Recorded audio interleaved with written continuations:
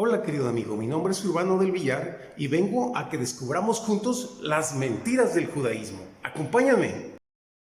Jesús el Cristo nació en Belén de Judea, descendiente de la tribu de Judá, y es por él que dijo de sí mismo que la salvación viene de los judíos, no porque la nacionalidad salve, sino porque Jesús es el único que puede salvar. Si la nacionalidad judía salvara, en vano murió Cristo. Muchos creen que por el hecho de ser judío, la salvación viene automáticamente cuando no es así. Un judío, aunque sea judío sin Cristo, se condena, porque para Dios no hay judío ni griego. Así lo dice Gálatas 3:28. No es el ser ciudadano judío lo que da la salvación. Y es de ahí de donde viene el engaño. La salvación es para todo aquel que cree. Así lo dice el Evangelio según San Juan en el capítulo 3, versículo 16. Porque de tal manera amó Dios al mundo que dio a su Hijo único, para que todo aquel que en él cree no se pierda, sino que tenga la vida eterna. Por eso tenemos que nacer de nuevo. Es el nacimiento espiritual el que nos da la entrada al cielo, aunque no seas judío.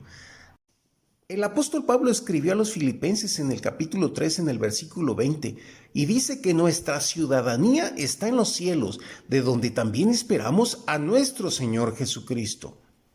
Es hasta que entendamos esta gran verdad que vamos a dejar de andar buscando ciudadanías terrenales.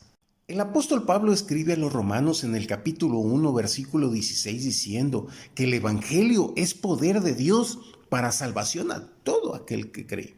Es pues creer en el evangelio lo que da la capacidad de salvación y no la nacionalidad judía. Dios trajo la salvación primeramente a los judíos, pero ellos no lo quisieron recibir.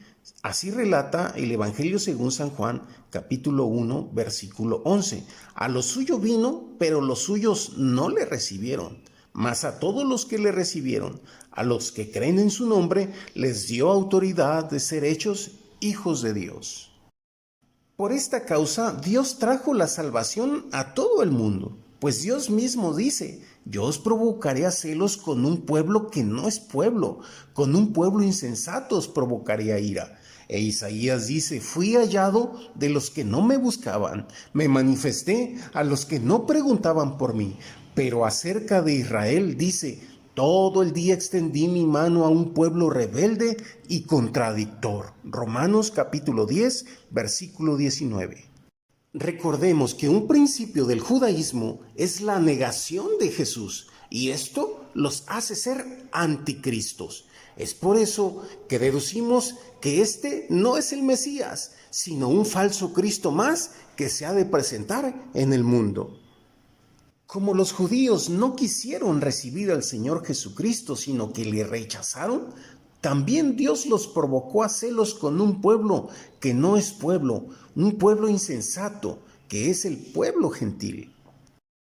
Por el rechazo del pueblo judío hacia Dios, Dios trajo la salvación a todo el mundo. Ahora la salvación está en las manos de cualquiera que pueda creer en el mensaje del Evangelio de nuestro Señor Jesucristo.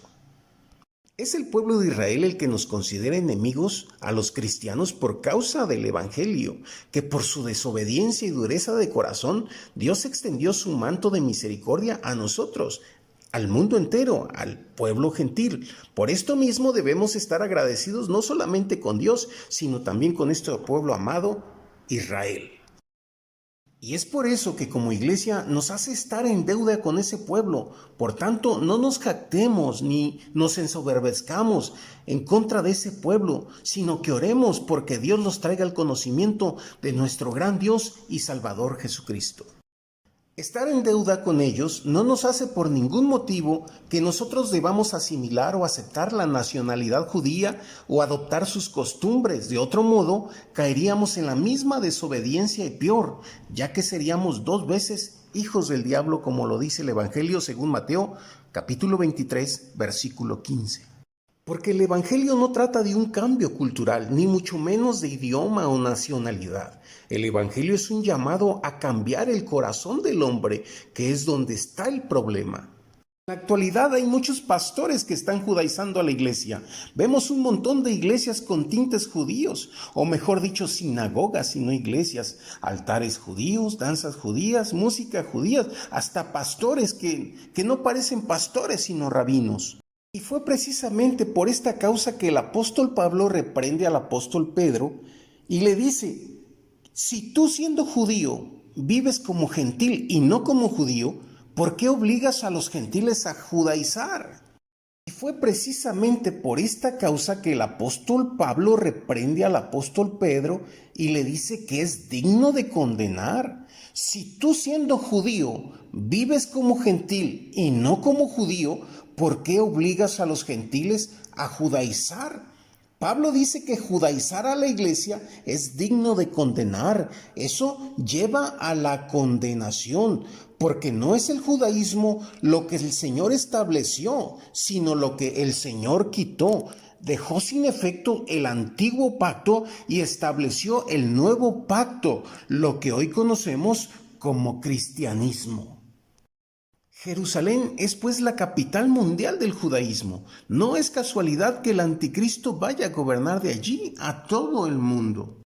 Es por esta causa que a este pequeño estudio le hemos titulado El judaísmo, la verdadera apostasía, porque han sido los judíos desde el principio los que persiguieron a la iglesia y mataban a los seguidores de Cristo.